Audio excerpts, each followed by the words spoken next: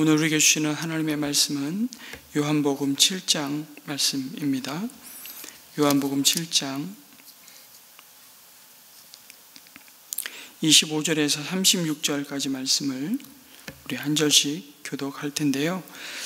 우리 하나님 나라 큐티 책자가 어제부터 원래 새 번역으로 계속 읽어왔는데 개역개정으로 편집이 돼서 편집 실수로 인해서 2월 마지막 날까지는 개역개정 하나님 나라 큐티 기한 책자를 가지고 오시기 때문에 개역개정 본문으로 교독을 하겠습니다. 25절 말씀입니다.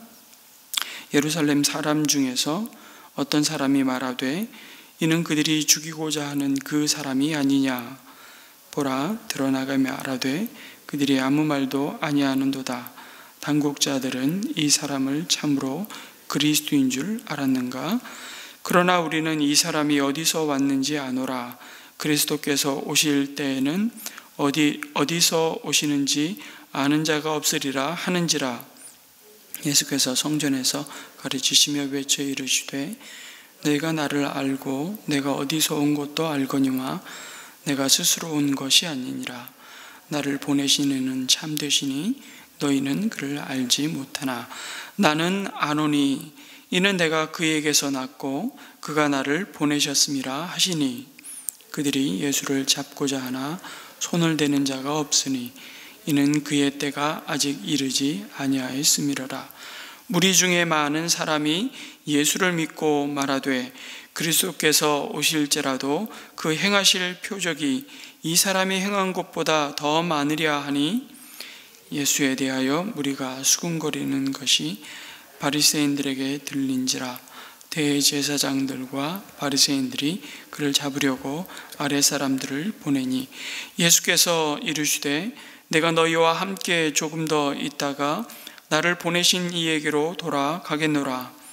너희가 나를 찾아도 만나지 못할 터이요 나 있는 곳에 오지도 못하리라 하셨습니다. 이에 유대인들이 이 사람이 어디로 가기에 우리가 그를 만나지 못하리래. 헬라인 중에 흩어져 사는 자들에게로 가서 헬라인을 가르칠 터인가? 나를 찾아도 만나지 못할 터이요 나 있는 곳에 오지도 못하리라 한 말이 무슨 말이냐 하니라. 아멘. 초막절 명절이 중간쯤 지났을 때에 예수님이 예루살렘 성전의 사람들을 가르치기 시작하셨습니다. 그렇게도 찾던 예수님이 제 발로 나타난 것이죠. 25절에서 26절에 보시면 예루살렘 사람 중에 누군가는 유대 종교 지도자들이 죽이고자 했던 바로 그 예수가 아니냐고 아예 대놓고 말하기 시작했습니다. 이것은 바리새인들이 예수를 죽이려는 이 계획이 예루살렘에 사는 사람들 사이에 이미 널리 유포되어서 공공연하게 돌고 있음을 보여줍니다. 소문으로는 이미 예수님이 지명수배되었다는 사실을 말하고 있는 것이죠. 그런데 어찌된 영문인지 예수님께서 성전에서 버젓이 가르치고 계신데도 당국자들이 예수를 체포하지 않는 것입니다. 그래서 예루살렘 사람들은 침묵은 곧 시인하는 것이 아닌가라는 유대 랍비들의 그 일반적인 태도를 염두에 둔 듯이 예수의 공개적인 활동에도 아무 조치를 취하지 않는 유대 당국자들에 대한 의혹 혹은 불만을 26절에 드러냅니다. 보라, 드러나게 말하되 그들이 아무 말도 아니하는도다. 당국자들은 이 사람을 참으로 그리스도인 줄 알았는가? 이 과정을 보면 약간 의아스러운 점이 있습니다. 분명히 사내들인 공의회 회원들, 대부분 사두개인들과 바리새인들로 구성이 되어 있는데 이 당국자들은 예수님이 예루살렘에 나타나기만을 눈에 불을 켜고서 기다리고 있었습니다. 그들은 예수님을 보는 즉시 체포해서 죽이고자 하는 만반의 계획을 다 세워두고 있었는데 이상하게도 예수님이 막상 예루살렘에 나타나시고 더구나 성전에서 공개적으로 가르치고 계신데도 불구하고 예수님을 체포하지 않는 것이죠. 아니, 사실은 체포하지 않는 것이 아니라 체포하지 못했던 것입니다. 물론 당국자들이 예수를 보고서도 체포하지 않는 것이 갑자기 예수님에 대한 그들의 생각이 바뀌었다든지 마음이 너그러워져서가 아닙니다. 바로 하나님이 그 순간에 개입하셨기 때문이죠.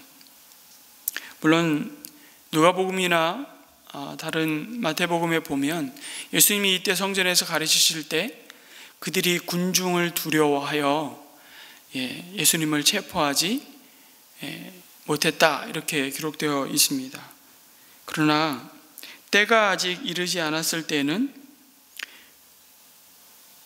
예수님을 지켜주던 것이 군중이라고 생각할 수 있지만 때가 참에 하나님의 때가 되매 이번에는 예수님을 십자가에 못 박으라고 아우성을 치는 사람들이 바로 그 군중들이라는 이 아이러니한 사실을 우린 복음서에서 보게 되죠. 30절에 보면 예루살렘 사람들이 직접 손을 대서 예수님을 체포하려 하였으나 할 수 없었던 이유를 이렇게 밝힙니다. 그의 때가 아직 이르지 않았기 때문이었다. 다시 말해 예수님께서 십자가의 고난을 당하시고 죽으시도록 하나님이 작정하신 때가 아직 이르지 않았다라는 사실입니다. 이것은 결코 우연이 아니라는 것이죠.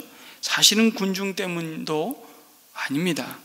우리는 여기서 또다시 하나님께서 대제사장들과 바리새인들 가운데 강권적으로 역사하시는 것을 보게 됩니다.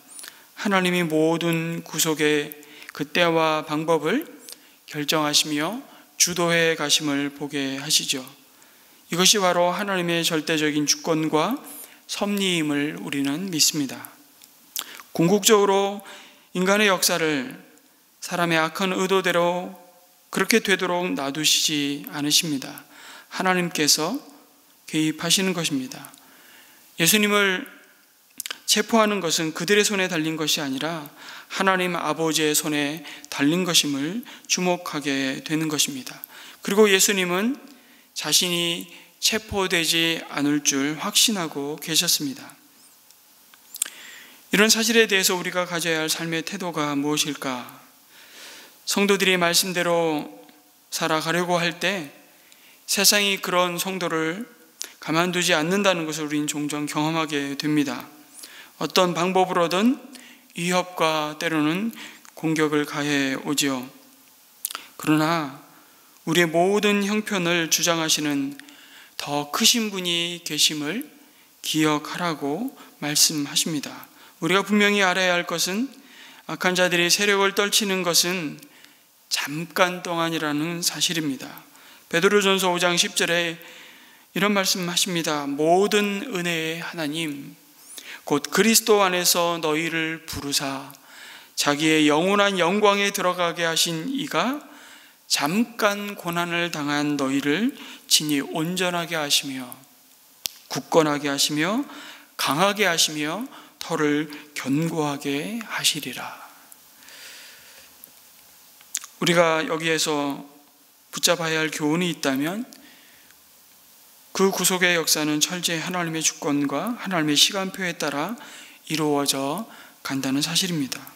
우리는 그 하나님의 섭리를 믿으며 사는 자들입니다.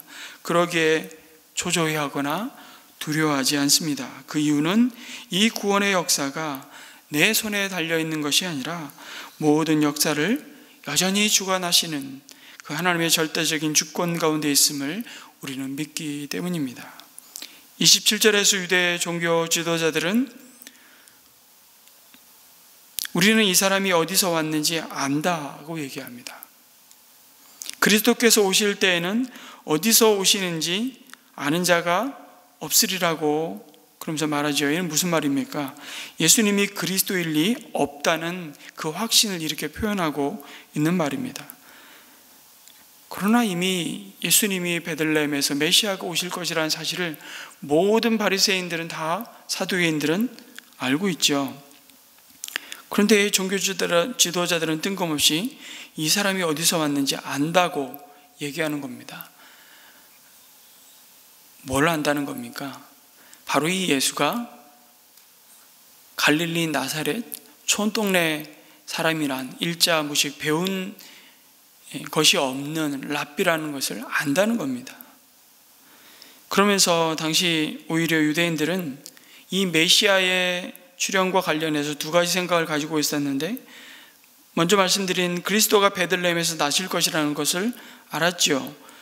구약 미가서 5장 2절에 문자적으로 명시된 예언에 따른 말씀, 약속이죠. 그것을 사내들인 공의회는 공식적으로 인정하기도 했습니다. 또 다른 하나는 민간에 유행하던 하나의 생각이었던 것 같은데, 그리스도가 어디서 오시는지 모르게 호련히 구름을 타고 출현하실 것이라는 그런 생각이었습니다. 예루살렘 사람들은 이 두 번째 입장에 근거해서 자기들은 예수가 갈릴리 나사렛 촌동네 출신이라는 것을 확실히 알고 있으므로 예수는 그리스도가 아니라는 확신을 갖게 되는 것입니다. 그러나 여기서 예루살렘 사람들의 그 확신이라는 것이 지극히 제한적이고 불확실한 지식에 근거하고 있는 것을 보게 됩니다. 예수의 부모가 누구인지를 우리가 아는데 이거죠. 어디서 성장했다는 정도만을 알고 있을 뿐이라는 것입니다. 그들은 나사렛의 한 처녀에게 천사장 가브리엘에 나타났었다는 것도 알지 못했고요. 예수님의 실제 출생지가 유대 베들레헴이라는 것도 알지 못했습니다. 헤롯의 살해 위협을 피해서 애굽으로까지 도피했던 사실도 그들은 전혀 알지 못했습니다.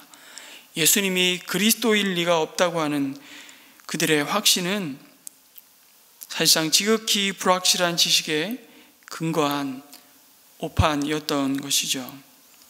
사람의 지식은 완전하지 않음을 다시 한번 보게 됩니다. 그리고 지식이 부족하거나 불확실한 것 자체가 사실은 문제가 되지는 않습니다. 그러나 어설프게 불확실한 지식에 여러분 확신이 더해지면 그것은 심각한 문제를 초래할 수 있는 것이죠. 대개 기독교 이단들은 성경 일부의 그릇된 해석에 집착합니다. 그것만이 진리라고 확신하기 때문에 문제가 생겨나죠. 교회에서 위험한 사람은 바로 어설픈 지식에 확신을 겸하여 가진 사람들입니다.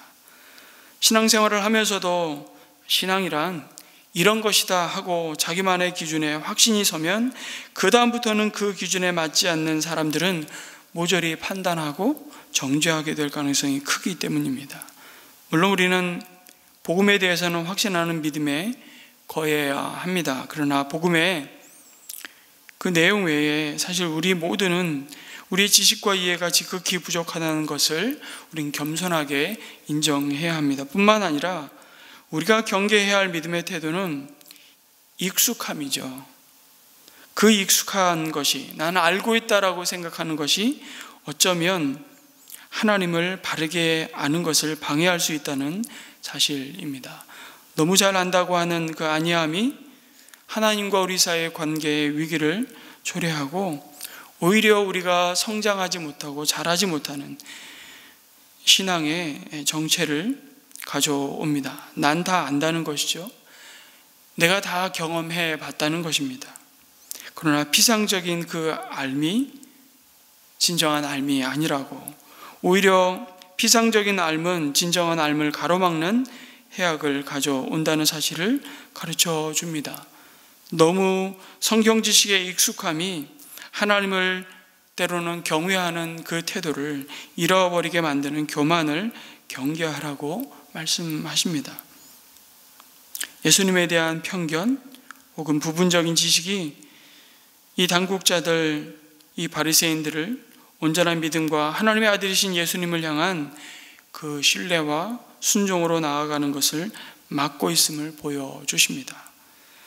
우리가 매 학기마다 작은 목자 훈련을 이번 주부터 신청을 받고 또 등록을 받고 있는데요. 저는 이런 권면을 드리고 싶습니다. 필수상 공부 이미 끝내신 지 오래되신 성도님들, 생명의 상 공부부터 어쩌면 다시 들어오셔서 들으셔도 우리의 신앙이 얼마나 큰 유익과 그 과정을 통해서 또 새롭게 주님을 만나고 주님과 교제하고 사귐 가운데 우리가 하나님이 약속하여 주신 풍성한 은혜를 누리는지 모릅니다. 나 그 과정 다 마쳤어.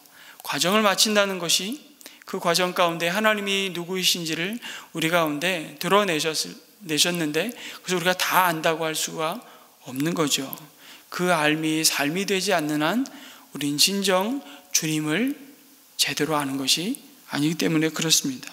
그래서 다시 등록하셔도 다 아는 지식, 똑같은 얘기 반복하는 거구나.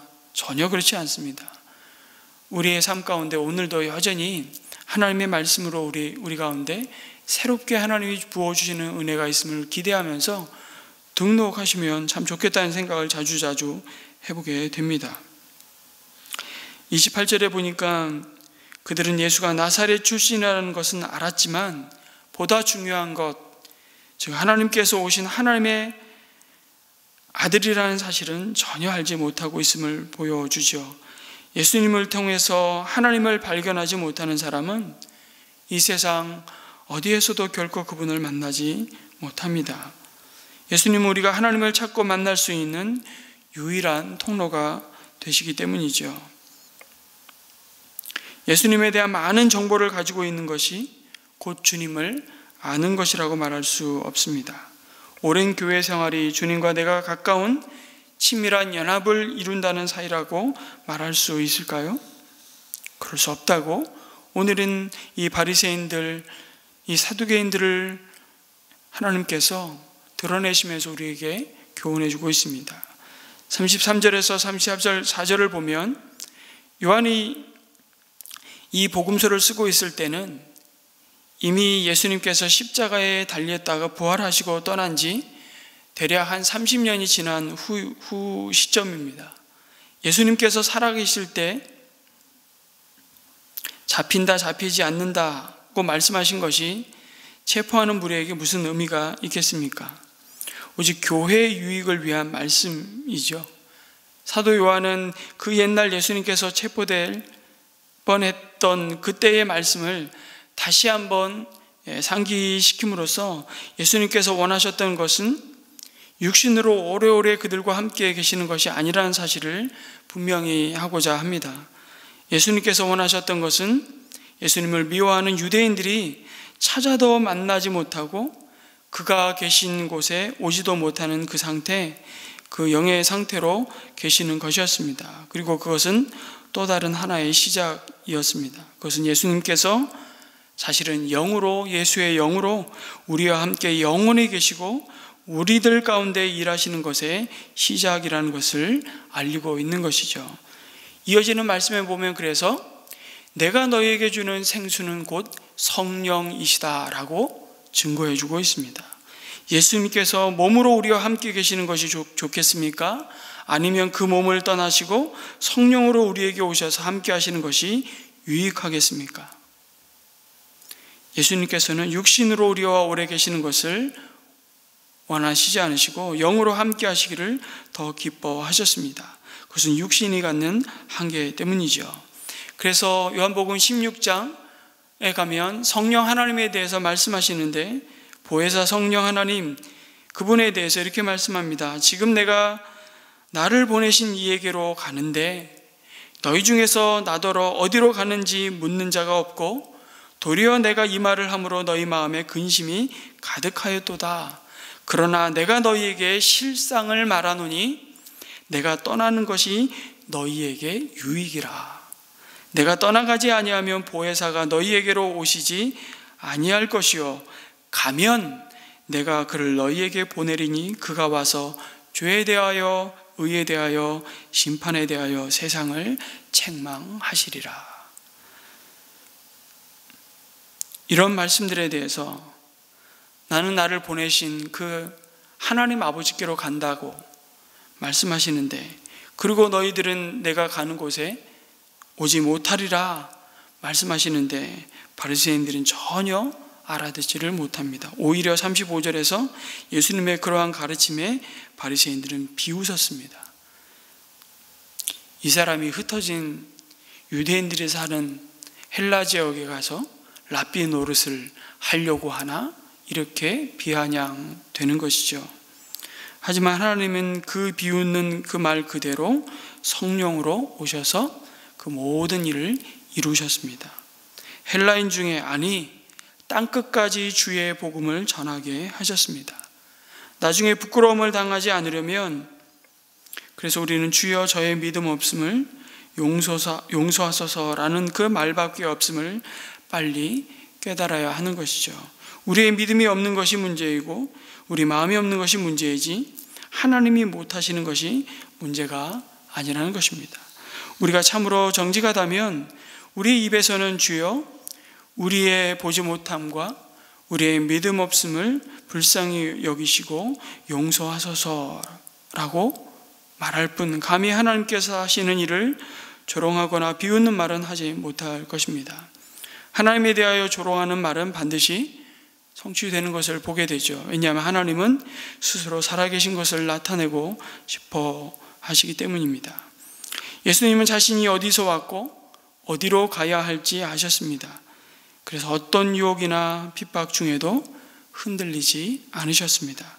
그리고 주님의 은혜 속에서 우리 또한 주님이 주신 하늘의 시민권자라는 그 정체성과 세상에 보냄받은 사명, 가야 할 본향에 대한 믿음을 분명히 할 때 우리를 향한 이 세상의 그 어떤 조롱과 비난과 혹은 핍박 중에도 성도는 그 신앙을 지키며 날마다 더욱 주님을 알아가는 기쁨을 누리게 될 것입니다. 이런 은혜가 날마다 우리의 삶 가운데 더해지기를 주님의 이름으로 축복합니다. 아멘. 오늘 주신 말씀도 붙들고 하나님 기도했으면 좋겠습니다. 하나님, 우리가 주님을 안다고 하지만 하나님을 아는 그 지식은 우리로부터 나오는 것이 아니라 하나님이 누구이신지를 날마다 우리 가운데 드러내시고 보여주시는 하나님의 계시에 있음을 우리가 믿습니다. 우리가 겸손히 그 하나님의 말씀 가운데 나를 향하신, 그리고 이 세대를 향하신, 우리의 삶을 향하신 하나님의 뜻을 날마다 분별할 수 있는 지혜의 마음을 주시고 진리의 영이신 성령께서 우리의 삶을 날마다 진리로 인도하시는 그 길을 보고 듣게 하여 주시고 그 주님을 아는 것이 우리의 삶의 순종으로 오늘 하루도 우리의 삶이 드려질 수 있게 해달라고 기도하시고, 더불어서 오늘은 나라와 이 민족을 위해서 또 선교사님들을 위해서 특별히 기도하는 요일인데요. 우리 튀르키예, 시리아 지진에 이은 극심한 너무 안타까운 소식들이 매일 들리고 있습니다. 그 땅을 주님 불쌍히 여겨 주시기를 기도해 주셨으면 좋겠고요. 더불어서 우리 선교사님들이 그 현장에서 또 돕는 손길이 되어서 또 고난 가운데 있는 그 백성을 위로하고 하나님의 사랑으로 그 현장들을 돌볼 때 하나님께서 힘을 주시고 또 하나님께서 함께하는 교회의 손길을 통해서 하나님의 사랑이 나타날 수 있게 해달라고 기도해 주셨으면 좋겠습니다. 더불어서 우리 교회에 우리 중요한 일정들을 놓고 계속 기도해 주십시오. 이번 주 토요일 예수 영접 모임을 갖습니다. 복음을 들어야 할 자들이 주를 만나야 할 때에 만나게 하시고 그들의 굳은 마음을 열어주셔서 하나님의 이 복된 구원의 소식이 증거될 때 그들이 정말 예수 그리스도를 영접하고 주님과 함께 인생의 새로운 생명의 출발을 하는 은혜가 있게 도와주시옵소서. 우리 예수 영접 모임을 위해서 이번 주 금요일, 토요일, 주일에 걸쳐서 있는 우리 어린이교회 수련회를 위해서도 함께 기도해 주기를 부탁드립니다. 기도하시고 우리 개인의 기도를 이어가도록 하겠습니다.